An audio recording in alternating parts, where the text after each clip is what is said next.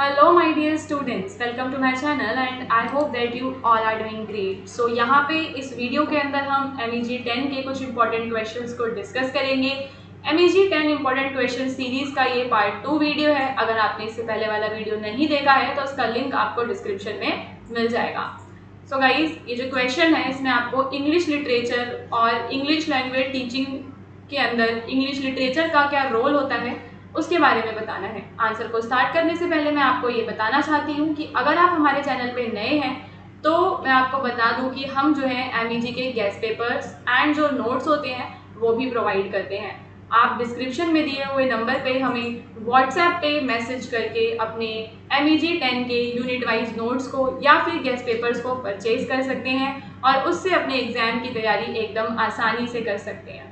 तो देखो, क्वेश्चन में हमें इंग्लिश लिटरेचर के बारे में बताना है। तो अगर हम देखें तो इंग्लिश लिटरेचर का जो रोल है इंग्लिश लैंग्वेज टीचिंग में वो काफ़ी ज़्यादा इम्पॉर्टेंट है और हिस्टोरिकली सिग्निफिकेंट है। इंग्लिश लिटरेचर आज से नहीं बल्कि पुराने समय से ही पढ़ा जा रहा है। तो literature since the colonial period has served not just as content but as a medium through which the English language was disseminated, understood and internalized by learners across the world including India। तो केवल India ही नहीं, English language के अंदर जो literature है वो एक बहुत ही इंपॉर्टेंट रोल प्ले करती है। बिकॉज लिटरेचर जो है वो केवल कंटेंट नहीं होता बल्कि वो इंग्लिश भाषा को समझने के लिए हमारी मदद करता है। In contemporary language pedagogy, while modern communicative approaches have gained prominence, English literature continues to play a crucial role। तो यहाँ पे इंग्लिश लैंग्वेज के जो लिटरेचर है वो इंग्लिश लैंग्वेज की हमारी अंडरस्टैंडिंग को एनहांस करने में, लर्नर्स के अंदर क्रिटिकल थिंकिंग को जगाने में एक इम्पॉर्टेंट रोल प्ले करती है।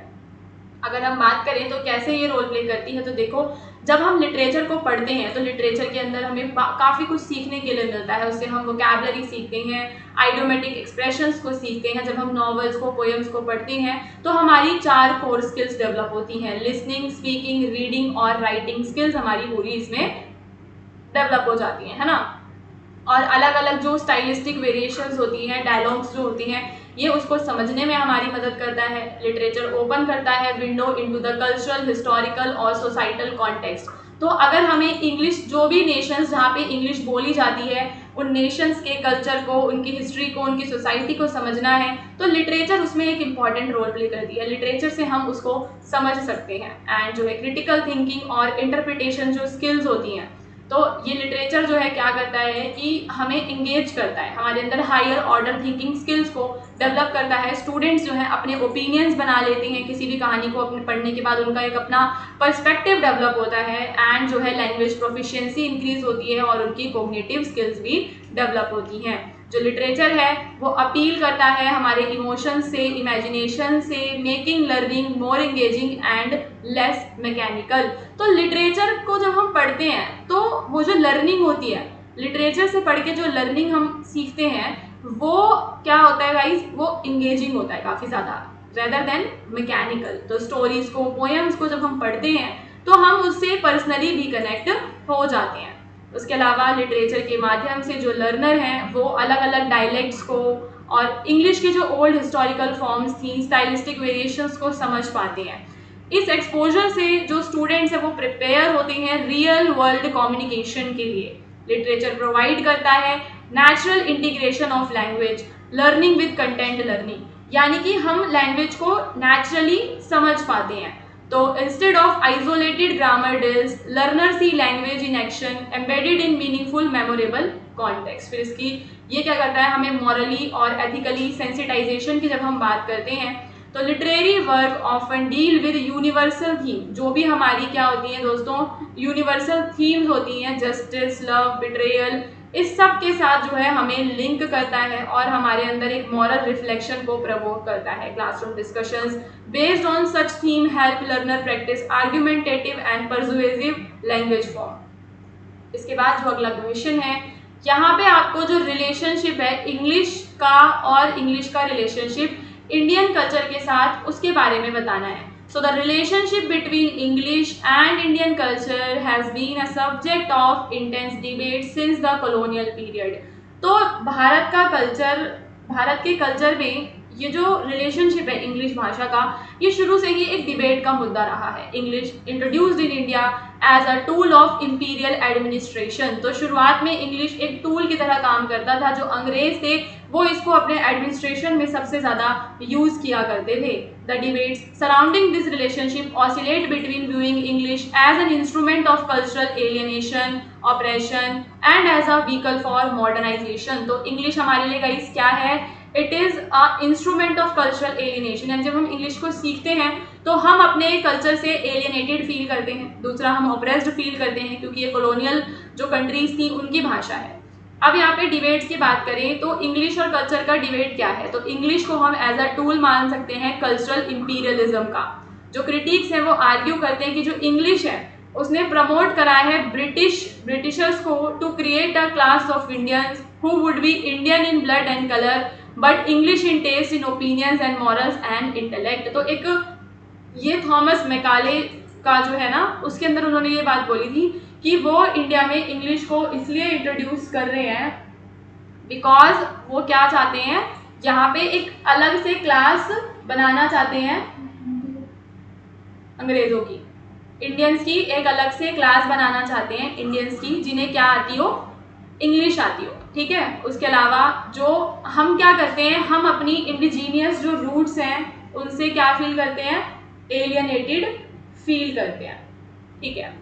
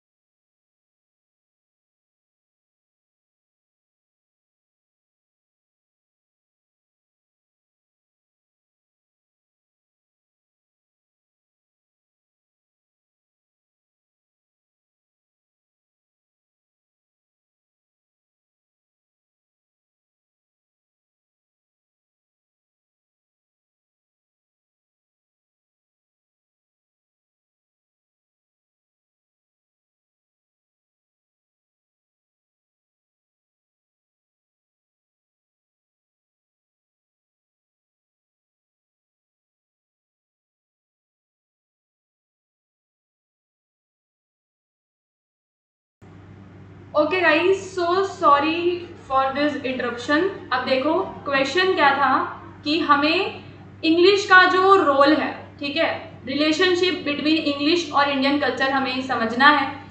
तो इंग्लिश को हम कॉलोनियल एजेंडा मान सकते हैं बिकॉज जो अंग्रेज थे वो चाहते थे इंडिया में एक ऐसी क्लास क्रिएट करना, वो इंडियन जो ब्लड और कलर से तो इंडियन है लेकिन उसका टेस्ट, उसके ओपिनियंस क्या होंगे? अंग्रेजों वाले होंगे। और यहाँ पे हम जो इंग्लिश है, it is contented that English education, अगर हम अंग्रेजी शिक्षा लेते हैं तो हम अपनी जो खुद का हमारा जो कल्चर है उससे क्या फील करते हैं? एलियनेटेड फील करते हैं।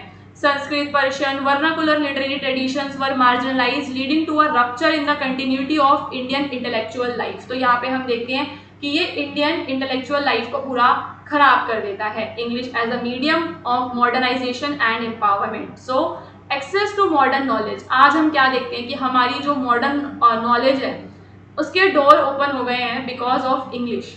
And English proficiency enabled many Indians including marginalized communities to access better education। तो जब से इंग्लिश आया उसके बाद से जो हमारे मार्जिनलाइज कम्युनिटीज़ हैं वो भी, और बाकी के जितने भी इंडियंस हैं, हर किसी को बेटर एजुकेशन, एम्प्लॉयमेंट और गाइस ग्लोबल अपॉर्चुनिटीज़ मिलने लगी हैं। Writers like R.K. Narayan, Mulk Raj Anand, Salman Rushdie, Arundhati Roy have used English to express distinctly Indian themes, sensibilities and experiences, thus enriching world literature. तो हम यहाँ पे क्या देखते हैं कि ये वर्ल्ड लिटरेचर को क्या कर रहे हैं?